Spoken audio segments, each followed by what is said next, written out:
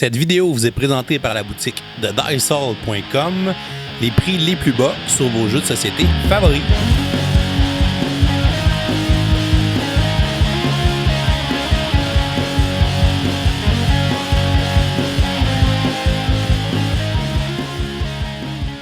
Salut les mini-gamers, bienvenue à Professeur Board Game, c'est Bruno et je vais être votre parent accompagnateur. Et moi, c'est Alex. Aujourd'hui, on va regarder le jeu City Blocks. City Blocks est un jeu de la compagnie Jacob Bricks Game, sorti en 2019. Merci au Rodolphe qui a fait l'adaptation au Canada et qui nous a envoyé cette copie. C'est un jeu de l'auteur Jacob Berg qui se joue de 2 à 4 joueurs âgés de 6 ans et plus et qui va durer 15 à 20 minutes. Dans le jeu, on doit placer des blocs de forme Lego à certains endroits pour créer des bâtiments. C'est un jeu de placement de blocs et de recrutement de blocs. On vous montre comment on joue et ensuite on vous dit ce qu'on en pense.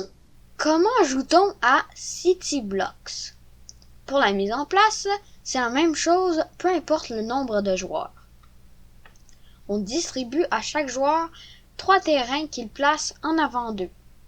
On sépare les cartes paysages et on en donne un de chaque couleur à chaque joueur. Les joueurs placent les cartes paysages devant eux comme ceci. Les cartes événements sont mélangées et replacées dans la boîte. Finalement, tous les blocs de construction sont placés dans le grand compartiment de la boîte pour former la réserve. Avant de commencer, on doit déterminer le niveau de difficulté. On vous montre comment jouer avec le niveau 1 et on vous explique les 2 autres après. Un tour de jeu est constitué de 3 étapes. La constitution du magasin, la construction, le placement d'un paysage si possible. Pour le premier tour, c'est le plus jeune joueur qui commence. Il doit commencer par constituer le magasin. Pour ce faire, il doit choisir des blocs différents de la réserve. 4 pour une partie à 2 ou 4 joueurs et 3 pour une partie à 3 joueurs. Il place les 4 blocs différents dans la place réservée pour le magasin. Si plus tard dans la partie une sorte de bloc manque, on peut les récupérer sur des terrains complétés. Ensuite, en commençant par celui qui a constitué le magasin, chaque joueur va choisir un bloc du magasin. À 2 joueurs, on fait 2 tours de sélection. On doit placer les blocs de construction sur les terrains en essayant de correspondre aux formes sur le paysage. Une fois un bloc placé, on ne peut plus le déplacer. Si on s'aperçoit qu'un bloc est mal placé, on doit le retourner dans la réserve. Si on ne peut pas ou on ne veut pas placer un bloc, on le garde de côté. Quand on a 2 blocs de côté, on peut les échanger à tout moment contre un bloc de la réserve et le placer sur notre terrain.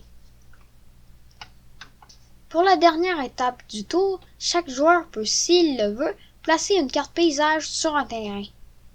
Si la carte paysage s'imbrique parfaitement, bravo, le terrain est terminé. Allez chercher une carte événement. Sinon, s'il manque des blocs ou si des blocs empêchent la carte d'aller au fond, vous devez retourner un bloc de ce terrain dans la réserve. Vous pouvez ensuite replacer les autres blocs si nécessaire. Lorsqu'on va chercher une carte événement, on la révèle tout de suite et on la résout immédiatement. Si plusieurs joueurs piochent des cartes événements, elles sont réglées dans l'ordre des joueurs du tour en cours. On vous explique chaque carte événement à la fin. La partie se termine lorsqu'un joueur réussit à compléter ses 3 terrains. Celui-ci est déclaré vainqueur. Pour le niveau 1, pour compléter un terrain, on n'a qu'à faire un étage de blocs sans laisser de trous. Peu importe le niveau, le plus important est que si on regarde le haut, on ne voit pas de terrain en dessous. Pour le niveau 2, la construction doit avoir au moins 2 étages. Et quand on la regarde de côté, on doit voir au moins un cran blanc du terrain. Au niveau 3, le nombre de crans visibles dépend du type de paysage. Pour les maisons, 1 cran, pour les écoles, 2 crans, et pour les supermarchés, 3 crans. Les crans visibles n'ont pas besoin d'être adjacents. Parlons maintenant des cartes événements. Tout d'abord, Lorsqu'il est question de prendre un de nos blocs de construction, il est toujours question de ceux déjà sur notre terrain et un terrain non complété. La carte fuite d'eau nous fait retourner un bloc de construction dans la réserve. La carte construction défectueuse oblige chaque joueur qui le peut à retourner un bloc jaune 2 par 2 dans la réserve. On donne la carte événement orage à un autre joueur qui doit retourner un bloc de son choix dans la réserve. L'échange de blocs, comme son nom l'indique, nous fait échanger un bloc avec un bloc différent d'un autre joueur de notre choix. Avec votre gâteau de fête, offrez-vous un bloc bleu 1 par 1 de la réserve et placez-le sur un de vos terrains. La carte recyclage vous demande d'échanger votre plus gros bloc contre 2 plus petits. Si ce n'est pas possible à l'instant, vous gardez la carte pour le faire plus tard. Avec la carte subvention supplémentaire, tous les joueurs reçoivent un bloc de leur choix de la réserve. La carte architecte exceptionnelle vous permet de choisir un bloc de votre choix dans la réserve et de le placer. L'événement pause est donné à un adversaire qui ne pourra pas choisir de bloc au prochain tour. Le cadeau vous fait prendre un bloc de la réserve que vous allez placer de façon valide sur le terrain d'un autre joueur. Donnez la carte doublage à un autre joueur pour qu'au prochain tour, il puisse prendre un bloc supplémentaire de la réserve. Et finalement, l'ouragan qui oblige tous les joueurs à retourner un de leurs blocs dans la réserve. Et voilà, c'est comme ça qu'on joue à City Blocks. On vous revient avec notre opinion personnelle. Qu'est-ce qu'on pense de City Blocks? Comme d'habitude, on va commencer avec le matériel. C'est des blocs de style Lego qui sont de très bonne qualité. Ils s'emboîtent et se défont très facilement. On en connaît d'autres marques de clones de Lego qui sont de moins bonne qualité que ceux-là, qui se défont trop facilement ou qui ne tiennent pas assez serré. Les cartons sont de bonne qualité, mais on aurait pu faire les cartes événements plus grosses. Effectivement, elles sont pas bien grosses. L'iconographie est pas super évidente à comprendre et d'une carte à l'autre, ça nous aide pas tant que ça, je trouve. Dans le livret, on peut les lire, c'est ce qu'on fait à chaque partie qu'on a des cartes événements, on va lire la description de chaque événement. Encore là, la description souvent nous dit de prendre des blocs, les remettre dans la réserve ou de les donner à d'autres joueurs. C'est pas clair si on doit utiliser les blocs qu'on a construits ou les blocs qu'on se garde pour échanger plus tard contre d'autres blocs.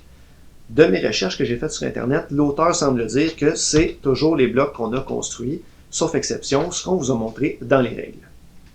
Quand on joue en mode normal et qu'on a notre carton à côté, ça pratique la perception de l'espace. Et pour les plus jeunes, ça pratique la motricité fine avec les blocs Lego. Une autre chose qu'on n'aime pas tant que ça dans ce jeu-là, c'est le recrutement de blocs. Oui, car le joueur actif peut choisir les blocs qu'il veut et être méchant avec les autres joueurs en ne choisissant pas les bons blocs pour les autres. On comprend que ça fait partie de la mécanique du jeu, là, de choisir les mauvais blocs pour bloquer nos adversaires. Mais avec la durée de ce jeu-là, est-ce que c'était vraiment nécessaire de générer cette frustration-là pour les joueurs de devoir attendre pour avoir leur bloc ou de savoir que c'est l'autre joueur qui leur a bloqué? Puis il y a certains joueurs qui ont des cartes un petit peu plus difficiles qui vont vivre toujours à chaque joueur la même frustration à tous les tours, de jamais avoir le bloc qu'il faut, puis de voir les autres avancer, puis eux d'avancer moins vite. Si la sélection avait été aléatoire, il n'y aurait pas cette frustration. C'est un jeu à laquelle on va donner la note de C-. C'est un jeu correct, qui offre pas un très grand défi pour les adultes, mais qui est le fun pour les enfants, juste pour l'attrait des blocs Lego. Les jeunes, plus jeunes peuvent juste jouer avec les blocs s'ils veulent. Ils ont quand même réussi à faire une mécanique de jeu qui se tient avec des blocs de construction. Il y en a d'autres qui ont essayé, qui ont moins bien réussi. C'est tout pour aujourd'hui. Si vous n'êtes pas encore abonné à la chaîne, vous pouvez le faire en cliquant sur le petit bonhomme ici en bas. Surveillez sur les autres vidéos le saut d'approbation du parent accompagnateur pour d'autres jeux à jouer en famille. Vous pouvez aussi nous suivre sur Facebook, Twitter et Instagram. Si vous aimez notre contenu, n'hésitez pas à nous supporter sur notre campagne Patreon. À la prochaine les mini-gamers et continuez de gamer!